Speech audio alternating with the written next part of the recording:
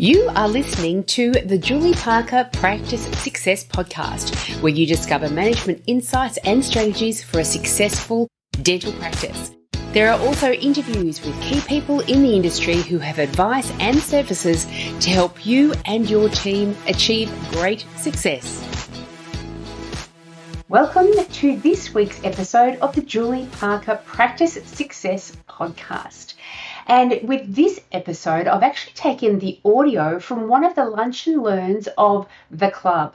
It is an episode where we were talking about how to successfully implement a dental hygiene program into your practice. And I was joined by my good buddy and colleague, fellow dental practice consultant, Ameena Basile of Dental Management Expertise. And she shared her tips and tricks on implementing a hygiene program within your practice successfully. I do hope you enjoy this episode. Hi, Ameena.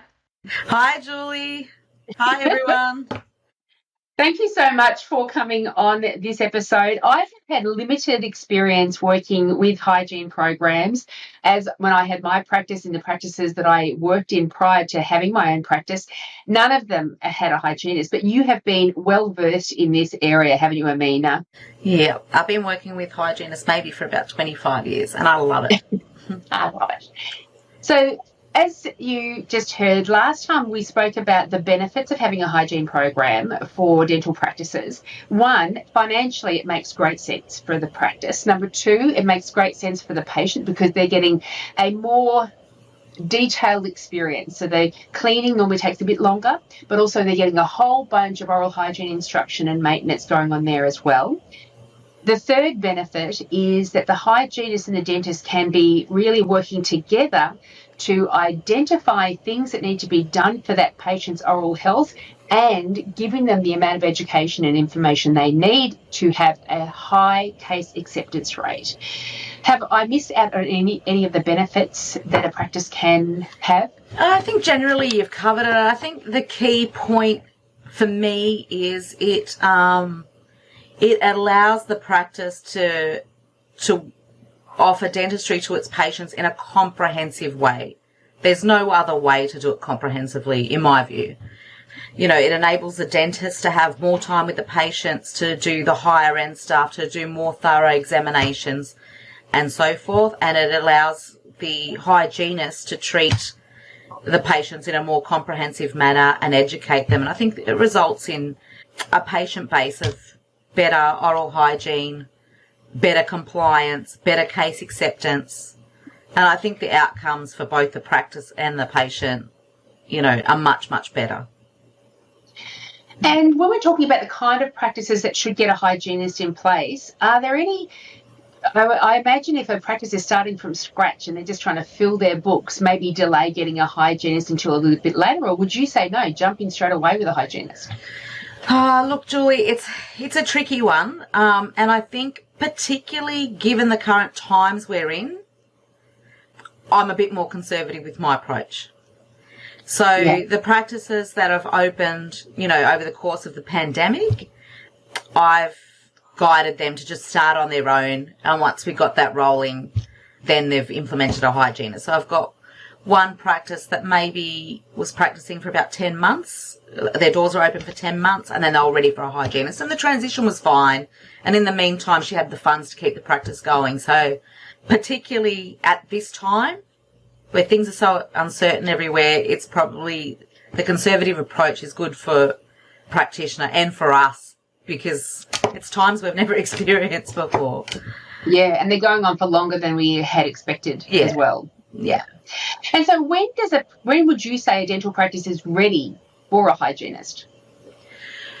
For me, every practice is very different and it depends how you want to structure the practice with that hygienist being integrated. So it depends on how many hours the dentist wants to work. Are they thinking they're going to get the hygienist in, do more higher end stuff and restorative stuff that's going to be higher income generating, and then they think, okay, if I get a hygienist, I'm going to reduce to 4 days a week. You know, so it really depends on what the patient base is in terms of how many patients you have in the practice, active patients, how many days, you know, and then I would work out how many days the dentist wants to work, how many days of hygiene we have available, what kind of hours the practice is open. And I think it's fitted to each and every practice what will work. Yeah. And I suppose they could run a report. Last week we spoke about running a report of how many cleanings that you get done in every year. And do you find that when a practice goes over into incorporating a hygiene program, there are some patients that are quite resistant and they just want to see that dentist for their cleaning? And do you allow that to happen? Not really. You know, the whole practice needs to be on board. And if we start accommodating patients to see the dentist, you know, for their hygiene appointment rather than the hygienist, we're never going to make that break. And the hygienist and the dentist need to be each other's biggest cheerleaders. The dentist needs to be able to believe in her. And if they do, they will be able to get the patient across. And you will find, you know, sometimes there will be that handful over the course of a year that you've just struggled to get across. And the front office coordinator may well book them in with the dentist for the next one if they can't manage to encourage them to see the hygienist. And then it's a dentist's job from there. That, look, you know, I won't be doing this any longer. You're going to be, I will be popping in the room to see you. You know, Sally's going to take extremely good care of you and all that sort of jazz. So nice. So just, yeah, so if it can't be done at the reception desk, then that's okay. You know, do your best, but if you can't, then go to the dentist. But the agenda is to get 100% of our cleanings done by the hygienist. Yeah. And so when we're talking about when a practice would be ready for a hygienist, you could do a tally of how many cleanings you did last year and times that by 1 hour, which is generally the time it takes for a hygienist to do her appointment times, and see how much that adds up to. Then you'll know whether you need to get a hygienist on part-time, how many days a week, or full-time. Yeah, or the other ways, working out how many patients you've got in the clinic, times 2 times a year, that's how many hygiene appointments a year that should be taking place. And if you base it off that, then I find all the extra things hygienists do, other than just the routine hygiene, like, you know, this really opens up a big area for treatment that often doesn't get done so well or so comprehensively. And, you know, they start looking at perio in a more thorough fashion, and they'll have perio treatment planning and cases happening, and then they'll be doing whitening, and so many of them are doing many things these days. Myo brace for children, or all sorts of things can happen in that area. I think that's a big part of it, isn't it? That, you know, for us not to just think of that hygiene department as just cleanings, because we've got hygienists, therapists, and oral health therapists as well, which are 3 different things, and depending upon their training, there could be a much wider scope of services that they can perform in that surgery that we're just not immediately aware of. Yeah. So I find if we base it on those numbers and then the extra services, they tend to always be, you know, quite busy. So, yeah. And so when a practice is saying, okay, we're going to incorporate a hygiene program, what sort of characteristics, what kind of skill, what sort of person should they be looking for when they are doing their recruitment of their hygienist?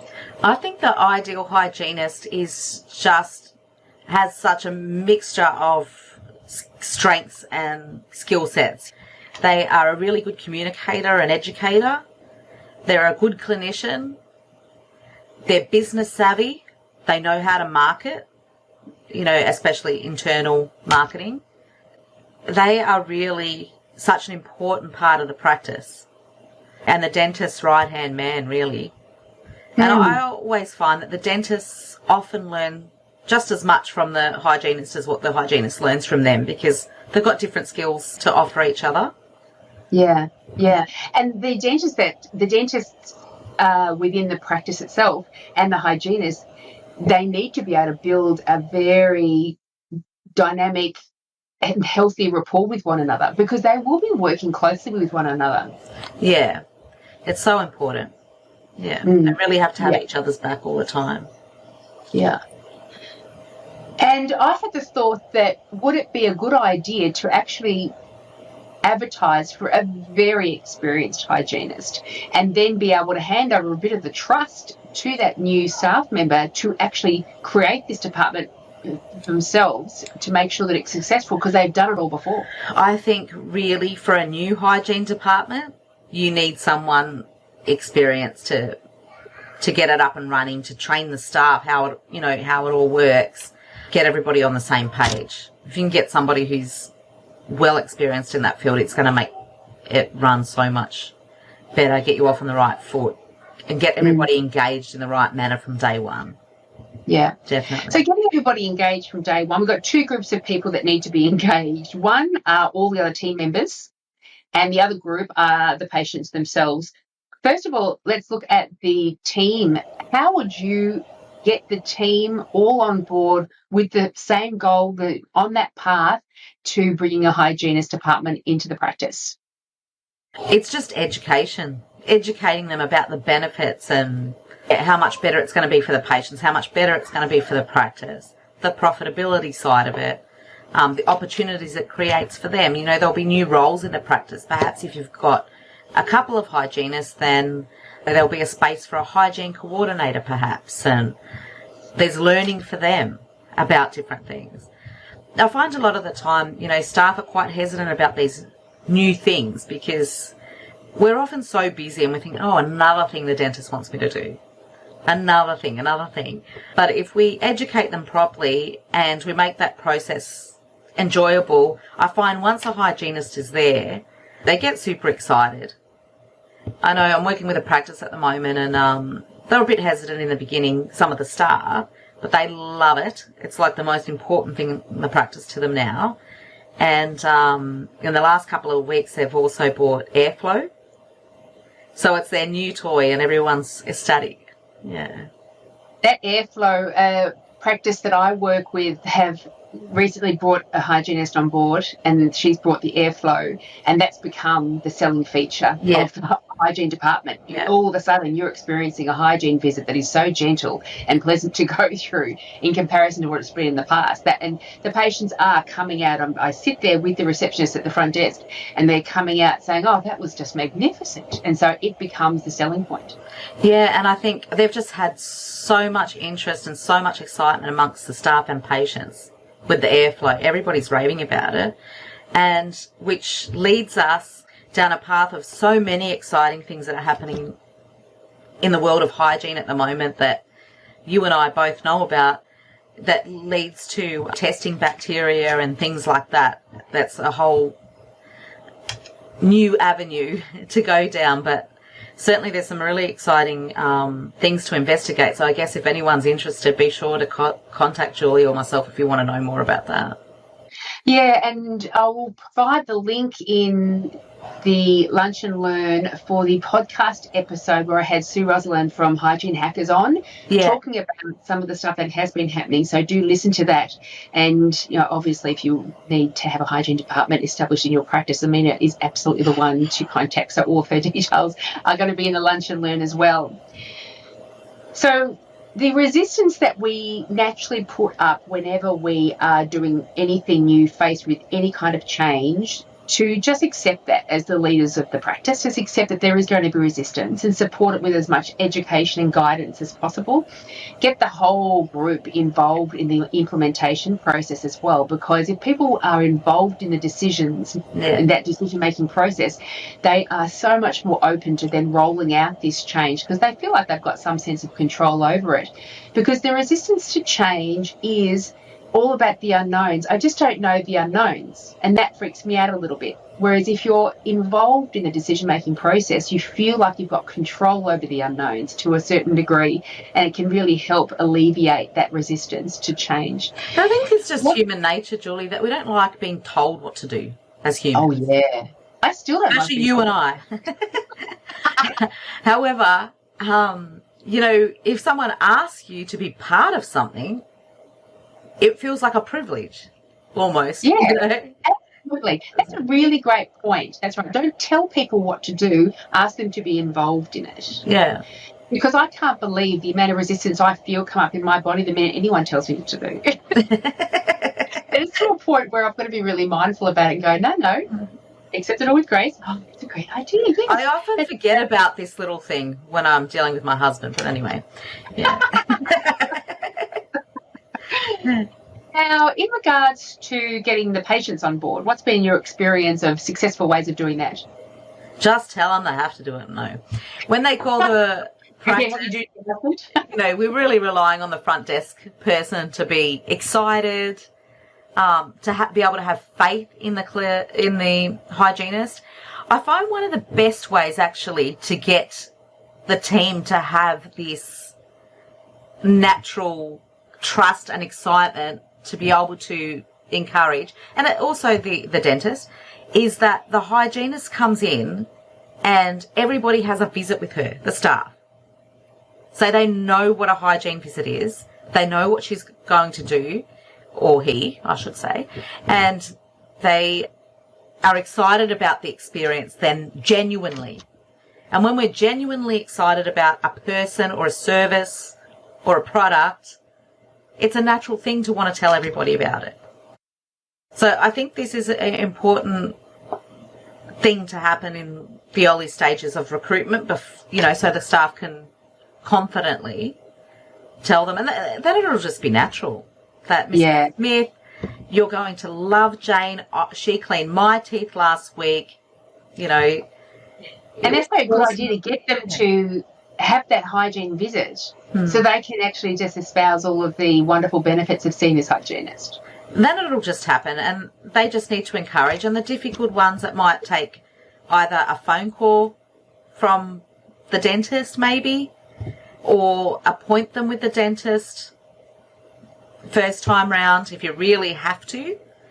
And then, particularly if they're 90 and they've been seeing that dentist for 30 years, take it easy. Book them in with the dentist and let them deal with it at that time if you really need to. But I'm sure for a skilled front office person, there won't be many, that you won't be able to get over the line. Now, one of the things I've often resisted, but I haven't experienced it, so I could be putting up resistance around it for no good reason, is when I have been involved in practices that have a hygienist and, training people on the front desk. The patient comes out from the hygiene visit where the dentist comes in for 10 minutes to do the examination and then comes back out of that hygiene visit. The issues that I have around that are, number one, when the hygienist is in the middle of possible education, informing, engagement of the patient, treatment of the patient, all that engagement gets broken and disrupted when the dentist comes in. That's the only time the dentist can come in, though, so that has to happen. Likewise, quite often the dentist may be seeing another patient in their dental surgery, and whatever engagement, rapport, level of importance that patient feels that dentist has for them in that moment, they're commanding 100% of their time, that gets disrupted. Does it make that patient feel lesser than for the dentist just to kind of duck out for 10 minutes? We're all busy as well. I know I'd be frustrated to lie around there for 10 minutes waiting for something else to happen, where I actually pay the dentist full that chunk of time. And when I'm training receptionists, I've heard every now and again a patient come out and see the cost for the examination and say, the dentist was there for like 5 minutes and I get charged $70. What are your thoughts around that? So I think, the scheduling is super important to start with. The staff structure is also very important, and the training. So, the nurse who is working with the dentist, the patient should not really even notice, if the nurse is doing a great job, because the patient shouldn't be left alone. There should be a nurse with them the whole time. And usually the exam's taken place after the dentist has given anaesthetic and they're waiting for that to work. So that's the whole rationale. Okay. And then the dentist, of course, things don't always work in a perfect world. It's dentistry. We know what happens. But, it takes just skillful communication, basically from the nurse, that's their job, to make sure that the patient doesn't even really realise what's going on. And in terms of the hygiene part too, a good hygienist will know exactly how to manage that. So they're in the middle of a discussion about something. As soon as the dentist comes in, it's her job to control the situation. Dr. So-and-so, I was just discussing with Jane about such and such, and finish that snippet of what she was discussing at the time and involve that clinician. It's skilled communication, basically. It is skilled communication. Yeah, I'm realising that. Yeah. So a lot of role playing possibly would help as well, but recognise that it's going to be a bit clunky at the start. But we have to continually have the intention to build an elegant process, a well-crafted process, and have that firm intention to always be improving. As you know, the dentist improves the way they come in, the way they break away from their surgery, the way they come in. The hygienist is always looking for ways of improving and finessing the communication to make it seem more seamless. Yeah. In terms of the fee side of it, I mean, I've been working with hygienists for many, many years. I haven't really seen that as an issue. And it could be something that I've just noticed, you know, on 3 or 4 occasions over many years that I think is more common than what it actually is. But it hasn't been your experience. No, it hasn't. And I think it all comes down to if it's all executed well and the service is good, it won't even be questioned. You know? Nice. So. And that's true. That's true. I mean, you know, there is that joke, I think, that goes around about dentist says to the patient, I'm going to book you in for a 15-minute appointment time for that extraction, and it's going to cost $400. And the patient says, what do you mean, $400 for 15 minutes? And the dentist says, oh, I can take an hour if you'd like. So we are talking about, rather than the time it takes to get something done, building the value in that service. I'm always happy to get out of the dental chair quite rapidly myself. I think you are not alone there. Yeah. So once you've got a hygienist in place, of course, any new patient that comes in, they will be naturally put into that hygiene program as if it's been in place for years and years and years. This is just the way your practice does things. So there's really no special considerations around new patient management. Would you say that?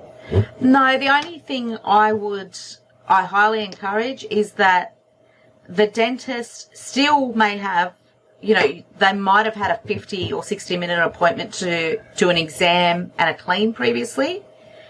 And what I would encourage is that they still use that 50 minutes, but it's an exam only. Take all your radiographs, do a thorough examination, look for all the opportunities to diagnose treatment. Of course, it's better for the business, but also, you know, how many times I've seen, sometimes I sit in and I watch the clinicians do a consultation. They don't get through half the things that they want to discuss or that need to be addressed or the patient's even asking about because they're trying to get through a clean. So this is the time should be used to do a comprehensive exam and your case acceptance will skyrocket. I think I've had one practice in the first few months it like doubled or tripled, something ridiculous like that. You're absolutely right. It's certainly been my experience as well that the practices that do take a good 45 minutes to an hour to do the examination, even on regular patients, to do that examination, the case acceptance rates always increase because patients need to understand what's going on in their mouth and what their options are in order to happily accept and proceed with their treatment because sometimes they book in, but then they later on cancel as well. And I think it's more apparent this day and age because it's not. We used to go to the doctor years ago or the dentist and whatever the dentist or doctor said, we just accepted it and we complied. But now we've got Dr. Google and we're all doctors and, you know, they've got 100 questions or they're going to a bit more inquisitive than perhaps. Yeah. That's right. And we need to feel like we're making decisions for ourselves rather than just blindly taking the advice of a doctor. Yeah. We feel like we need to be more responsible over our health than that. Yeah. So with a new patient, would you always say still that they have the initial examination with the dentist as the first appointment time and the dentist is the one that says, now I'm going to book you in for a hygiene visit? Always. Yeah. When it's done the reverse, you'll see the hygienist kick and scream and chuck an absolute wobbly because it'll throw them all out of whack. So tell me more about that. So why would it not be a good scenario to have the hygiene visit first? So it's a nice clean mouth for the dentist to examine. That side of it would be awesome. But the problem is the hygienist basically ends up doing the dentist exam anyway because the patient's got all the questions. And then they're frustrated. Yeah. No, that sounds fair. Would you book in the new patient for examination and then on a separate day the hygiene visit, or would you, if sometimes patients do ring up and they say, I want to clean, that's what I want. How would you structure that new patient experience the initial couple of appointment times? It's up to the patient. They're happy to come in. A lot of people are busy, so it's easier for them just to come in and spend a couple of hours there and just get it all over and done with. And then others will say, let me break it up a bit. Right. But, yeah, it depends on the patient. Once you've got your hygienist selected and starting this hygiene program, what have you done with some of the practices that you've worked in to help build their profile up? And so you're kind of adding on awareness opportunities for your existing patients, saying this is a new thing that we're doing now. Like, how do you market that? Yeah. So through their website, biggest thing is going to be internal marketing, the people in the practice when the patients come in. I find those TV screens in the waiting room with everything that's happening in the practice and all the new things while they're sitting there waiting, they get to see what's happening. So it's fresh in their mind actually when they go in to see the clinician. Hey, I saw this on your TV screen. I'm interested in that. It creates conversation. And then I guess other than that, social media, they might have their local newspapers and things where they say, hey, this is what we're doing, or we've got this new person here and this is what they offer, just letting the community know. And then I guess the other thing is sending the hygienists or therapists out to the schools and so forth, as we've done in the past. And like with everything, it's about trying to create a know, like and trust element to it. So it's not such a foreign person to come up against. And you could even have the new hygienist video them saying a little bit of information about them. This is me. This has been my history. This is why I love hygiene. This is what you'll experience when you come in. Yeah. And so they get to see this friendly character. If they have got something like airflow, they can say, I've got a brand new system here that's going to make your cleaning so much more comfortable. And, my clients regularly tell me how much more comfortable the cleanings are. So I can't wait to meet you, etc. Or even having the principal dentist say, I'd like to introduce our new hygienist, Ameena. The reason I've got her on board is because I really wanted to fill out the comprehensive treatment that we do for you and make sure that you have all the benefits and da-da-da. And then it goes on to the hygienist telling a little bit about themselves. You could do that in a really lovely 1-minute video that can go up on social media regularly and on your website. And there's so many avenues. Like, I know if you've got a therapist, for example, and you're doing a lot of Maya breaks, or you're trying to encourage kids in the practice, someone likes treating children. Some practices I've seen have got a dental chair that's like a dinosaur. Have you seen it? I've seen a picture ages ago of it. And they market it everywhere. And I know my sister, for example, she's in Canberra, but she sourced a practice with that chair just to try and get her kid in the door to a dentist. Although I know heaps of great dentists there that I could have referred her to, but this was the drawing card to get the little one in the door. Other practices, one practice I worked in as well, we had this little dinosaur, but it's got the mouth fitted to it like a model, the dental models we use.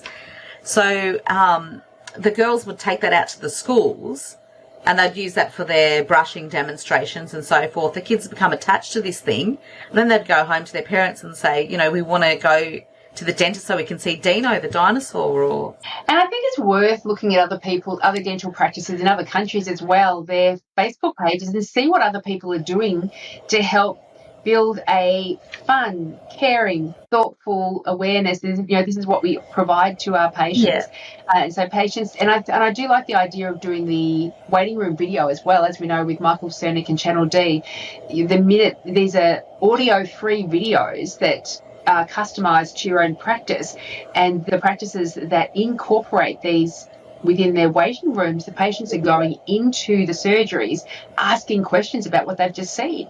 So it is a tremendous opportunity there. And now with all of the waiting rooms barren of toys, barren of magazines because they've cleared them out, then do bring in a screen to your waiting room, because it is going to be ending up the only thing that's going to be entertaining your patients. And that other than their phones.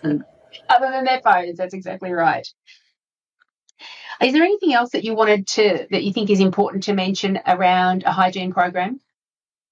I think we've covered the main points I would want to cover in a short little clip. I mean, I could sit here and talk about this for hours, really. I don't think anyone wants that, though. I think it's a good idea to maybe provide club members with a few scripts and things like that. So maybe if I can get you back on in week 4 of this September series around hygiene, and we can present a few scripts that a dentist can do in order to promote the service of the hygienist, the receptionist can say to existing patients and to new patients around the scheduling and booking, then that might be helpful. Would I be able to entice you to do that? That will be awesome. Fantastic. Well, I look forward to seeing you in a couple of weeks in the 4th week of September. And thank you, club members, for this Lunch and Learn. Enormous thank you to Ameena, Basile of Dental Management Expertise. Her details are in this Lunch and Learn. So if you are looking at implementing a hygiene program within your practice, she is the best person to contact about that. I look forward to seeing everybody next week. Thank you, Julie. Thank you, Ameena. Bye. Hey, if you enjoyed listening to this episode, you should join the club. The club members receive an online Lunch and Learn every week where I share insights, systems and strategies to improve the success of your practice. These Lunch and Learns could not be easier. They are recording so you can watch them at a time that suit you. Members also have full access to the library of all of our past topics. It is a powerful and effective way to upskill your team. I hope to see you there.